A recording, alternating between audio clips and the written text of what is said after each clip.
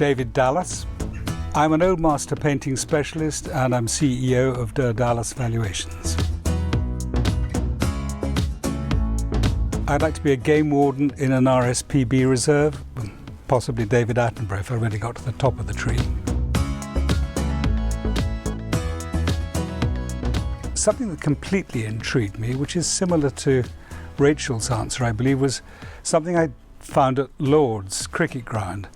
And I had no idea that G.F. Watts Omra, the great symbolist painter and husband of Dame Ellen Terry, illustrated a batting manual. And they have not only the lithographs from the batting manual, but his original pencil and charcoal drawings of people doing the sweep, the cut, the pull. I had no idea he was a cricket fan. The most awful thing I ever had to value, and this also, like Rachel, involved getting a cup of hot sweet tea, was when I was shown a large, in inverted commas, Rubens to value, and it was quite clearly a studio work worth, in those days, I'm going back 50 years, £1,500.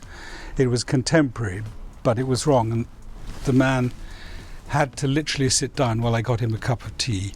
He was the elder son of a grand family, and he was given the pick of the pictures in the castle, and without consulting anybody, he had decided to take what had always traditionally been known as the Rubens, and his younger brother got the rest of the contents of the castle. There were 1,400 paintings that no one had ever looked at that the younger brother got.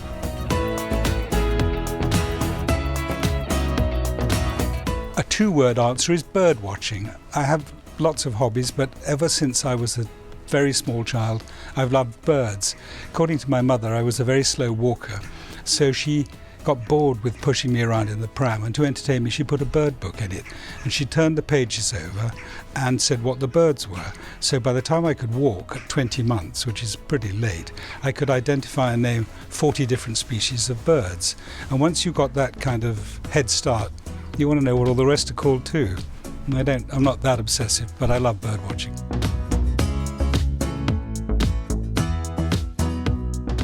Plenty, but I would think possibly because I'm a Virgo, I'm rather fussy about things, and I quite often have to check myself when I'm correcting other people, strangers' grammar. I normally manage to do so, but not always. I'm a bit fastidious.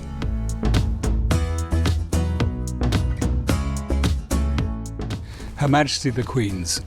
If you're an old master specialist, it's got absolutely everything you could want.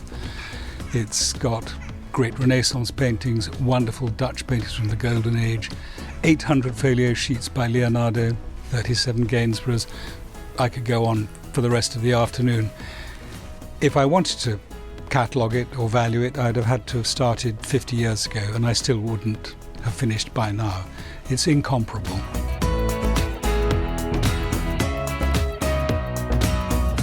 In no particular order, Queen Elizabeth I, Charles Darwin,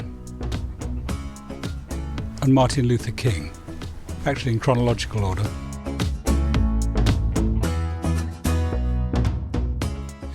I am, very fortunately, I think, something that was postponed from last year.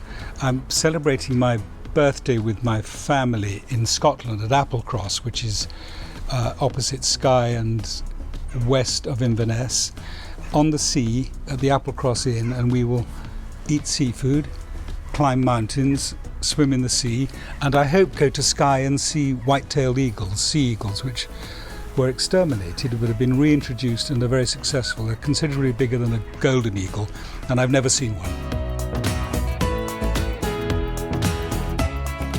China. Oh, actually, it's a difficult question. I haven't been to China or New Zealand or Antarctica, and I'd probably like, of the three, Antarctica.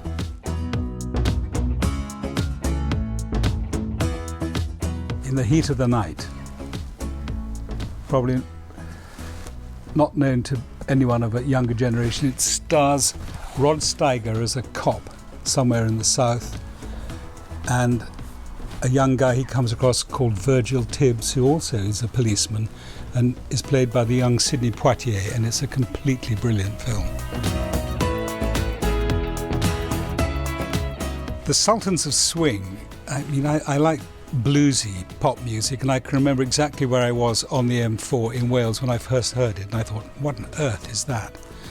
And I've subsequently seen Mark Knopfler play quite often, and one of his most endearing remarks to my mind was when he was asked where he would most like to live, and he said, where the Mississippi meets the Tyne.